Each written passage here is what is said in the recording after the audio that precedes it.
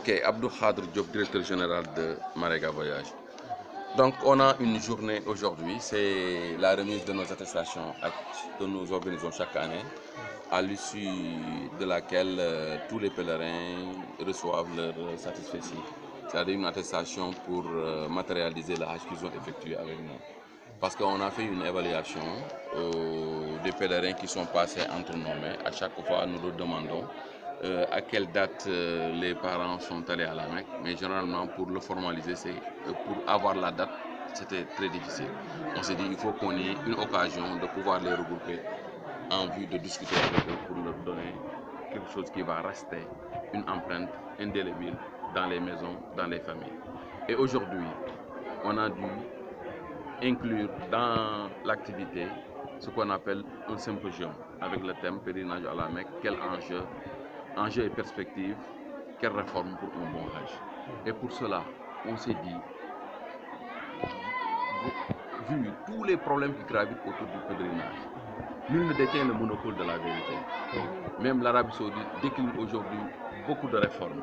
Si le Sénégal ne s'y prépare pas très tôt en préparant des réformes, il aura tout le temps des difficultés pour pouvoir s'en sortir.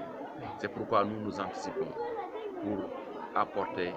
notre vision des choses, notre point de vue, notre vision par rapport aux réformes. C'est pourquoi on a dû réunir des pontes de la République, des personnalités de la société civile qui sont venus, les médecins, la banque, les consommateurs, les pèlerins, les voyages privés, la délégation générale au pèlerinage, le ministre Seydou Gueye et le docteur Tchernoka. Tout ce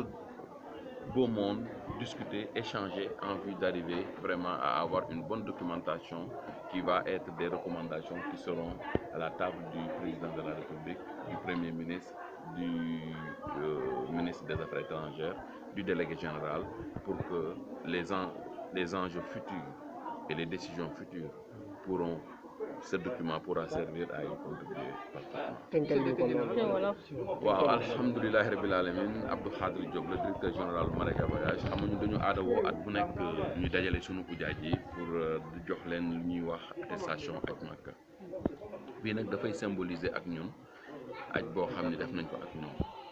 bu jeexee ñu am mandarga boo xam ne dañ koy teg ci loxo ujaaj bi nga xam ne dina mën a xam moom papaam moom yaayam moom soxnaam moom borom këram ban at la demoon Makka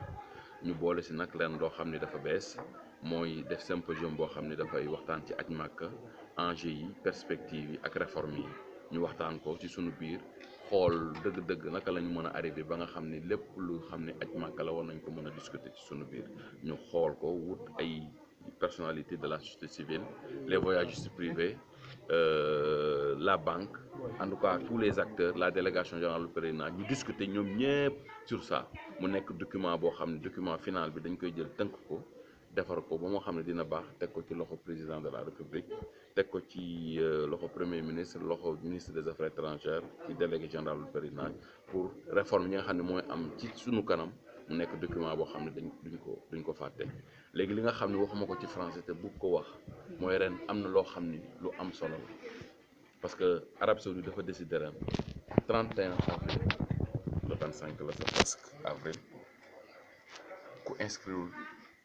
boo deful naan dootoo mën a dem màkk donc xam nga nit ñi dañoo aada woon di xaar ba koor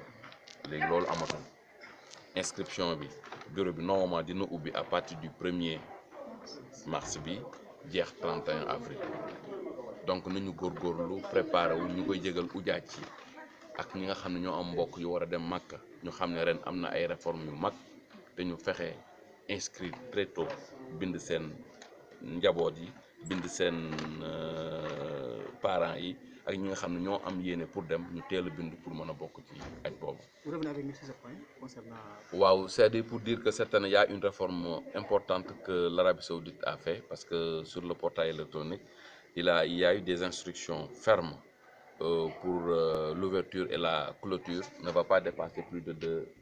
deux mois. Donc l'ouverture du bureau est prévue pour le 1er mars, la clôture le 31 avril. Donc ça fait juste 2 mois. Donc tous les pèlerins qui le désirent et les parents qui le désirent doivent s'inscrire très tôt pour pouvoir faire partie des prochains pèlerins pour l'année 2018.